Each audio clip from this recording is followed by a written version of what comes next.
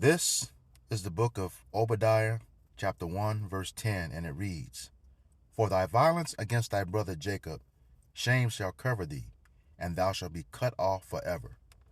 All praises, glory, and honor to Yahweh, Ba'ashem, Yahweh Shai, Ba'ashem, Rakakadash. Double honor to the apostles and elders of Great Millstone who rule well in teaching us this 100% truth. Salutations to them and our fellow Akim who labor in this truth week in and week out on the highways and byways. Also, salutations to the hopeful elect of the scattered 12 tribes of Israel, scattered to the four corners of the earth, that be like unto the speckled bird, also known as your Israelite foreigners and your so-called Negroes, Latinos, and Native Americans. To you, we say Shalom. Shalom. All right, this is your brother Ayashah Barzal. And Barad Debar. All right, we're from the Indianapolis camp, and we read that scripture in Obadiah 1 and 10 to talk about this red motherfucker you see on the screen right here. All right, for his violence against us, Jacob.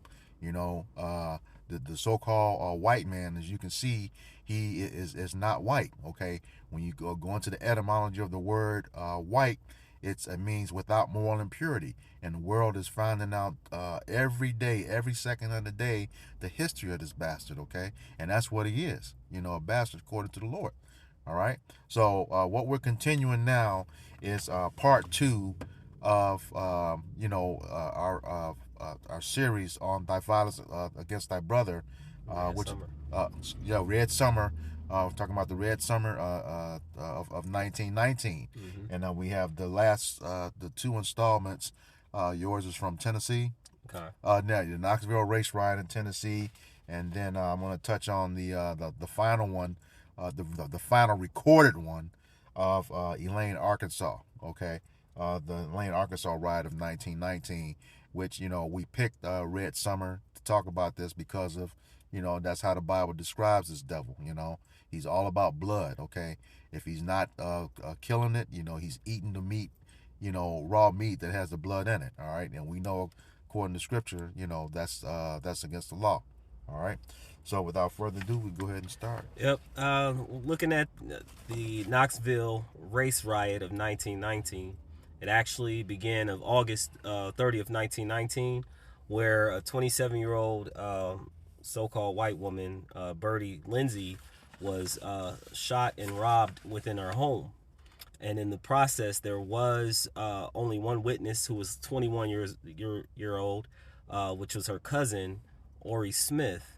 And as far as who the intruder was, they didn't actually know who the intruder was. It was a purse was stolen. She was killed, but yet the police investigators immediately accused Maurice Mays, who was a well-known so-called African-American politician. He was a figure within the community. He actually was a deputy sheriff in North Knoxville, so he was pretty known within the city. However, after after the investigation, they pretty much planted on him, and a riot against so-called blacks, of course, ensued, with many being hurt and also killed within this process. The one thing that was very significant, again, he was pointed out, and it never really came out that he was the actual intruder, but 3 years after the riot, he was pronounced dead after being sentenced to electric chair. And so although the details and everything were out there, it's just that, again, it was a situation where rumors had spread, an accusation was made falsely, and through that false accusation, a man, according to the system, was innocent. We understand through the spirit of Yahweh Shemi Shai, whoever died perished being innocent. However, in this particular case, he was accused of something that he didn't do, and he was later sentenced to death. Yeah, that's Esau. That bearing that false witness. Okay, and then we got the Elaine, Arkansas riot of 1919. It happened on September 30th, towards the end of that, that red bloody summer. We talked about the other ones in Chicago and Washington D.C. in the last video. And this pretty much you had approximately this is what the farmers got together to hold a meeting because they were pretty much upset about the the wages. All right. They held a meeting at this I forget the name of the place is, but it was bottom line is the whites got word of it in Elaine, Arkansas, and they got that hysteria about an insurrection of black sharecroppers. They want to be fair wages for their sharecropping, and Esau didn't want to give it to them. So when the sharecroppers found out that they were going to be coming, they stood outside guard of the building, and it's said that three white men pulled up, and they were in a church meeting, in a meeting in a church. Three white men pulled up, and they asked the guards. One of the guys who was standing outside said, "Are you going coon hunting, boys?"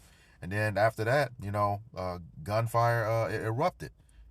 But if we know the history, it wasn't Jake. They just protecting themselves. Mm-hmm. Okay, it wasn't Jake. They and they say they don't know how it started, but Esau started it. First of all, he had no business coming up there. That's just the thing. They really hate for us to meet, and you even saw that in recent news. Who was it?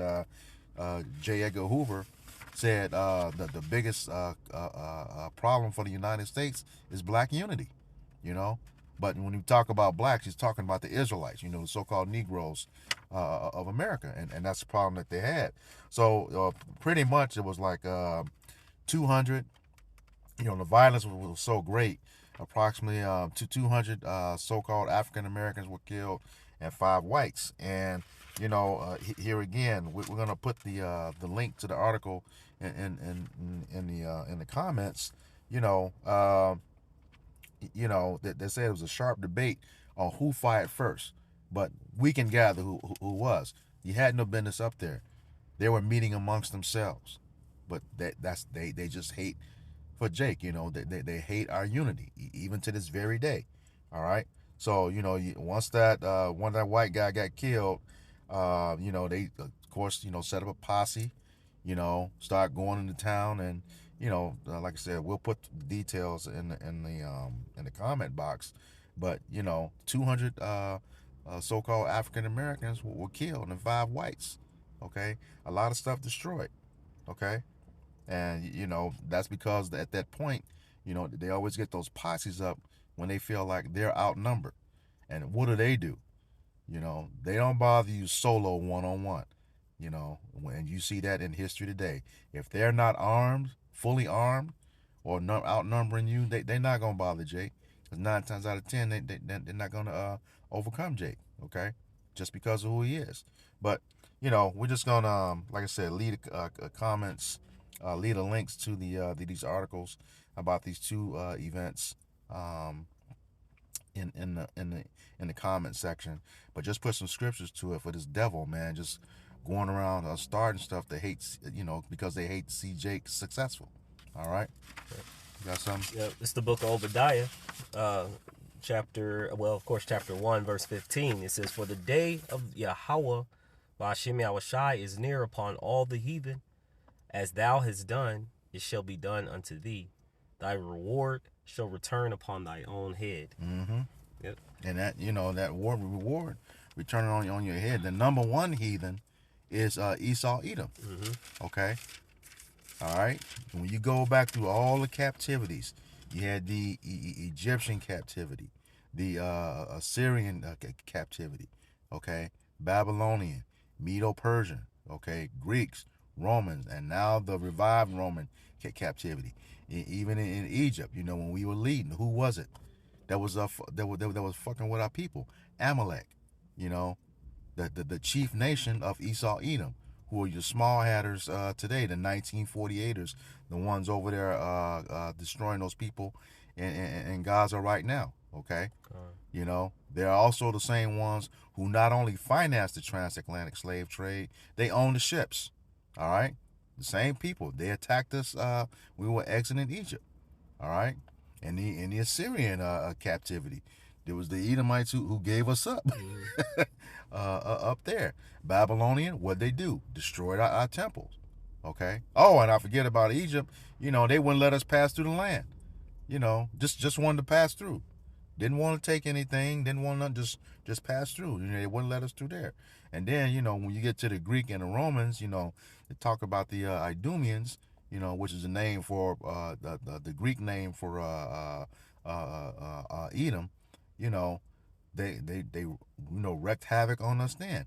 We took them down, during the Dark Ages. That's when we ruled, and they came back into power during the Renaissance period.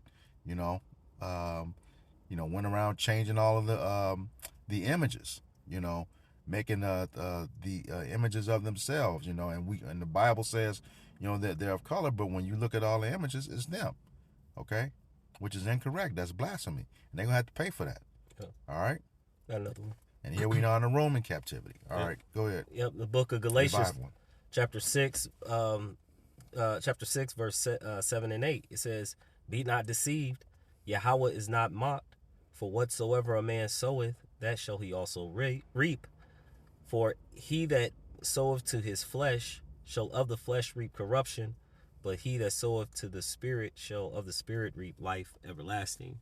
So just like the brothers bringing in, anything that you put out to the world, it actually will, this is what the world calls karma, but it actually does come back unto you. Like how we read before, that his violent dealings shall fall upon, come back upon his own head, which the scriptures say, roughly paraphrasing as well. Mm-hmm. But Esau Edom has sown completely to the flesh. There has not been a spirit of having pity or showing concern, or even wanting to talk it out. It's been completely straight about violence. Mm-hmm. And so those things, he said, there's a scripture that says, since you love to pursue blood, how to go? Oh, okay. That's Ezekiel. I get it for you. Okay. Ezekiel 35, beginning verse 5. Yep. And it reads, because thou hast had a perpetual hatred and hast shed the blood of the children of Israel by the force of the sword in the time of their calamity, in the time that their iniquity had an end. That's still Obadiah. No. Ain't it? Oh, okay. No, and it says, therefore, yeah, as I live, saith Yahweh our power, I will prepare thee unto blood, and blood shall pursue thee. Since thou have not hated blood, even blood shall pursue thee. He said, since you have not hated blood, so it means you love the bloodshed, and you could actually see it through the television, Yep. The media, the things that are being portrayed within media. Is always destruction and violence and horror, blood and splatter and all of those things. Mm-hmm. And so with that, since that is the case, that's what's going to come back onto you. Mm-hmm. Yeah, I was talking about what they're doing over in Gaza. Long before that, they actually have T-shirts. You can find these on the internet where they were intentionally shooting pregnant women, over there. And the T-shirts pretty much said, one shot, 2 kills. That's some wicked shit, but we know they've done far worse to us. Okay. Mm-hmm. You got our people signing these wicked record label deals, but then again, they want that money and that fame, and don't know that it's gonna cost them. They sold to the devil. That's what that means, All right, you mentioned that he had no pity too. I want to bring up this precept. This is the book of Amos, chapter 1, verse 11,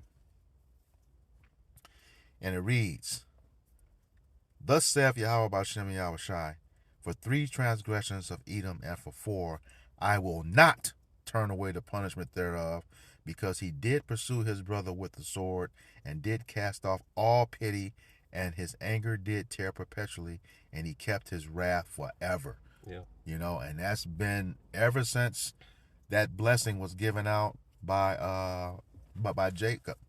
Okay. Mm-hmm. Isaac. In Genesis 27, around verse 41. He has been upset about the birthright. He not only lost, but he sold it. He sold it to Jacob, all right, for a piece of raw meat, okay? He sold it to Jacob, all right? And he says, because he did pursue his brother with the sword, and that was his blessing. That was part of his blessing in Genesis 27 with the sword. And we know the sword can be any instrument of killing. Yep, quick precept. Go ahead. It's the book of Psalms, chapter 17, verse 13. It says, arise, O Yahweh, disappoint him, cast him down. It says, cast him down, deliver my soul from the wicked, which is thy sword. Which is thy sword, yeah. Which is thy sword. So that's what he is. He is that wicked one. The wicked, according to Malachi 1 and 4. Okay, he is the wicked. And getting back into that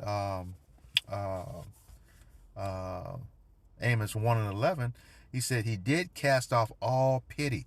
He had no mercy whatsoever, and his anger did tear perpetually, and he kept his wrath forever to this very day. His number one job is to get rid of the children of Israel. You have all these things. They tried to break Elon Musk tried to break the firmament not too long ago. Okay, they try to go down in the sea as deep as possible. All right, they try to measure the heavens. They try to block out the sun. They try to nuke the moon. That's all in the book of Jeremiah chapter 31 verses 35 through 37. Okay, where they want to take all those things away, and Yahweh said, if you can do that, I will cast away the seed of Israel for all that they done. Well, we still here. They never went to no moon. They haven't searched out the foundations of the earth in the sea. They have not they didn't nuke the moon. They never been there. We saw that with Elon Musk when he tried to go through the firmament. It didn't make it. All right, and they have been unsuccessful in blocking out the sun. Okay, but this dude has had no mercy whatsoever. But we're gonna get it back. And this is got a quick precept to cover that. This is I believe it's James 2 and 13. I believe that's it. Yes, book of James chapter 2 verse 13. For he shall have judgment without mercy, that have showed no mercy, and mercy rejoiceth against judgment. So yeah, you're gonna have that judgment. Since you had no mercy for us, he's gonna enjoy taking your ass out. And like he said, he's gonna do it by the hand of his people. Okay. Yep. There was something you mentioned, referencing Jeremiah about Jeremiah 31:31, where it says that you had mentioned how the people, if they could stretch out the heavens or go into the deeps of the earth, right? Yeah, if they could search out the heavens and search out the foundations of the earth beneath, that Israel would be no more, and that we're still here. So here's Malachi chapter 3 verse 6. It says, for I am Yahweh, I change not. Therefore, ye sons of Jacob are not consumed. So, as long as Yahweh is the power, and we have the sun and the moon, the stars, and all the things in which He created, and of course His word has been created to last eternity. His people will always be His people as well. We will not give His glory to another. That's right. Yep. That's right. This is the book of Revelation, chapter 13, beginning at verse 9. And it reads, if any man have an ear, let him hear. Okay. Verse 10, he that leadeth into captivity shall go into captivity. He that killeth with the sword must be killed with the sword. Here is the patience and the faith of the saints. All right. And the thing is, there isn't, all nations have robbed us, have spoiled us. According to First Maccabees, I think that's 2 and 10. Okay, but who's had us in the captivity the longest? Okay, and the worst, Esau, Edom. You had the Greek captivity, the Roman captivity, and now the revived Roman captivity, which is America, aka Babylon the Great, or the daughter of Babylon. Okay, and here again, it's talking about him when it says, he that killeth with the sword must be killed with the sword. As we were saying earlier, that sword was his blessing when you go back to Genesis 27. All right, when Esau got his blessing. All right. So it says the same thing that you killed with is the same thing you're going to be killed with. And just to clarify, or to add on to your point, he said, here's the patience and the faith of the saints. And we will say, based off the scriptures, the saints are the children of Israel. So not everybody is a saint. Right. You want me to get that precept I back got it right here. Oh, you got it? Okay. Yep. This is the book of Psalms 148, verse 14. It says, he also exalted the horn of his people, which is Yahweh Shai. And that horn represents power. Yep. It says, the praise of all his saints, even the children of Israel, a people near unto him. Praise ye Yahweh, Bashem Yahweh Shai. Khan. I got another quick one to even reinforce that, to drive that point home. This is the book of Psalms chapter 50, verse 5. And it reads, gather my saints together unto me, those that have made a covenant with me by sacrifice. The Lord only has a covenant with one group of people. One group of people. All right? And it's the Israelites. You can get that in, if you want to grab Psalms 147, verse 19 and 20, and I'll grab Leviticus. Yep. You ready? Yep. It's the book of Psalms, chapter 147, verse 19. It says, he showeth his word unto Jacob, his statutes and his judgments unto Israel. He have not dealt so with any nation, and as for his judgments, they have not known them. Praise ye Yahweh. Yeah, so that's pretty straightforward. He's not dealing with you other nations. All right? And the reason why this is very important as to how it comes all back together is that the devil, Esau Edom, so-called white man, they're very envious, and that's part of their hatred.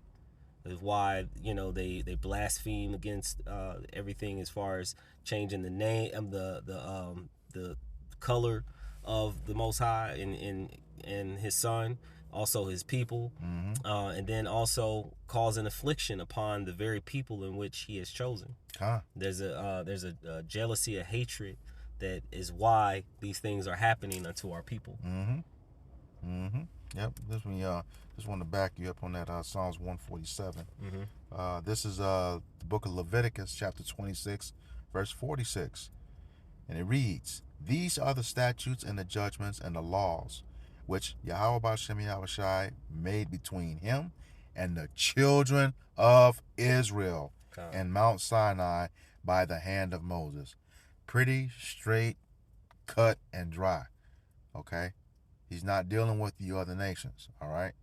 So, and that's those people who in the land pretending to be us, they know this, but they don't care. They blaspheme the Most High. All right? They blaspheme the Most High. But here again, you all going to catch it. This is Ezekiel chapter 25, beginning at verse 12. And it reads, thus saith Yahweh our power, because that Edom hath dealt against the house of Judah by taking vengeance, and hath greatly offended and revenged himself upon them because of that blessing, that birthright. Verse 13, therefore, thus saith Yahweh our power, I will also stretch out mine hand upon Edom, and I will cut off man and beast from it, and I will make it desolate. From Teman to they of the Dan shall fall by the sword. Desolate. And that word, you gotta get that word desolate. Yeah.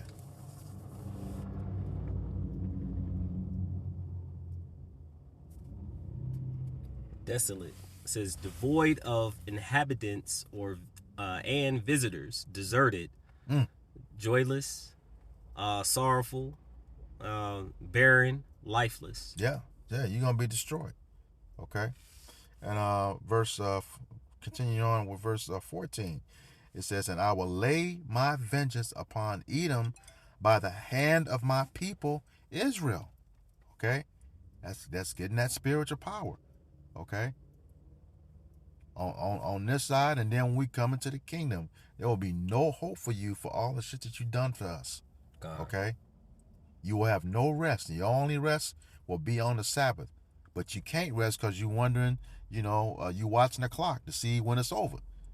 Because we're going to destroy your ass. All right? And they shall, continue in verse 14, and they shall do in Edom according to mine anger and according to my fury, and they shall know my vengeance, saith Yahweh Ba'ashem Yahweh Shai, our power. He said he's going to do it by the hand of his people, Israel. So everything that you did to the whole nations, he's going to do it according to his anger. And like we just read, he's not going to have any mercy. Okay? And what's wild about that, you don't have the resolve that Jake has. Precept. Jake loses the job, I get another one. Esau loses the job, he throw himself out of the window. Go shooting up everybody. Like that movie Falling Down with Michael Douglas. Go ahead. Yep. This book of Hebrews chapter 10 verse 30 says, "For we knoweth him that have said, Vengeance belong unto me. I will recompense, said Yahweh Ba'ashem Yahweh Shai." And again, Yahweh Ba'ashem Yahweh Shai shall judge. It says his people. And it says it is a fearful thing to fall into the hands of the living power. So of course 2/3 of our people are going to cleave on to the same man who has had a history of doing atrocities upon the people. But again, he also is going to recompense after, because we know that we're in the time of Jacob's trouble, the hopeful year, as has been coined, the hopeful year of Jacob's trouble. And so the Lord is bringing vengeance upon, he's going to come upon our people, but then it's going to mainly fall down on the heads of Esau, Edom, the so-called white man. And again, it's a fearful thing to fall into the hands of the living power, because he's got all manner of ways of touching each and every one of us if he so choose. Yep, and just to get back on Esau, Edom's punishment for what he did to us, this is the book of Revelation, chapter 18, beginning at verse 5.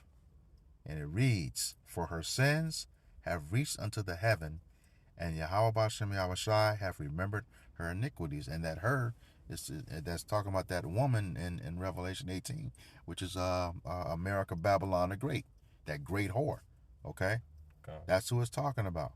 It says he has remembered her iniquities. Verse 6, it says, "Reward her even as she rewarded you, and double unto her, double according to her works. And the cup which she hath filled to her double." Yeah, you got a major ass whooping coming at double the rate that you did it. Double. You understand that? So think about all the shit that you did to us. You're going to get it twice as hard. Twice as hard. Twice as long. Okay? 1,000 years of captivity. Straight, correction and righteousness. I'll put it that way. Okay? But we know, we're going to have a field day with you, because, we know that there's no righteousness within you. You will not be upright, even though favor has been showed to you now, according to Isaiah 26:10. So yeah, you're gonna give the 144,000 judges and rulers, we just gonna make work out of you, to put it lightly. We're gonna have a field day with you, in this 1,000 years of captivity and slavery. And then after that, you got Obadiah 1 and 18. And it reads, "And the house of Jacob shall be a fire," that's the southern kingdom, "and the house of Joseph a flame, and the house of Esau for stubble. And they shall kindle them and devour them, and there shall not be any remaining of the house of Esau, for Yahweh Ba'ashem Yahweh Shai have spoken it."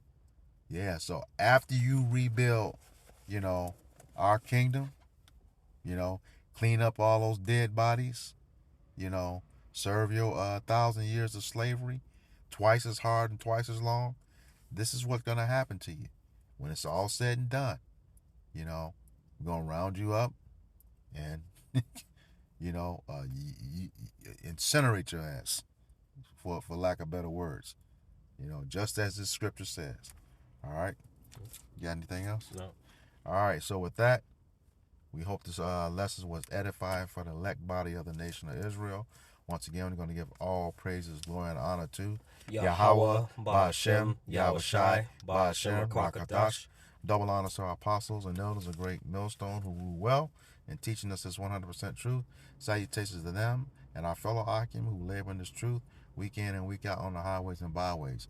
Also, salutations to the hopeful elect of the scattered 12 tribes of Israel, scattered to the four corners of the earth that be like unto the speckled bird, also known as your Israelite foreigners, and your so-called Negroes, Latinos, and Native Americans. To you, we say Shalom. Shalom. Kwam Yasharallah. Kwam Yasharallah. All right, Shalom.